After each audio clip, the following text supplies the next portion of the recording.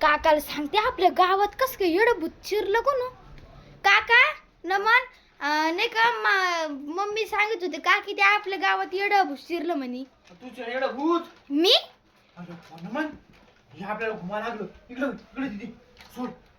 Miss रे काका येडं भूत मी कुठं. तुझ्या ना बाबा नमन उठ नमन उठ बाबा. ते मला लागलं आपल्याला. तुम्हाला काय भूताने धरला. बापरे येडं भूत आहे नमन तेच. अरे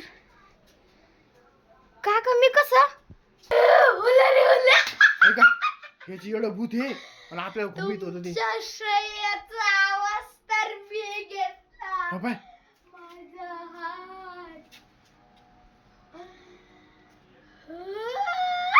ऐका याची एवढं भूत आहे नमन आणि आपल्याला म्हणत होतो कसं राहता तू तर एवढं चालते.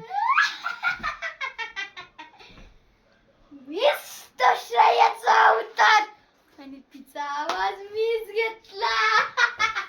नमन तुला कस काय माहित होत मीच हाडळे सांग. अरे बाबा तू दिसते तशी नमन तुला बी वाटण नाही तू तिची पिशी बसला. तिला बेकार भूत आहे नमन तेव्हा कुठं चालली ती. माझी मजाक कसं वाटलं मला तुम्हाला पकडून घ्यायचं होतं पण तुम्ही सांगितलं ना की मीच हाडळे म्हणून. मग तूच हाडळ आहे ना. पण माझा प्लॅन काही चांगला नाही झाला. माझा प्लॅन आत्ताच गेम चालू होतं. या पोराला मी घेऊन जाणार. बापरे नमन तुला घेऊन जाणार आहे म्हणते ती.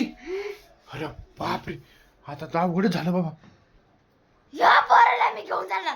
सांग मला तो हाडळ का वेळ केलं.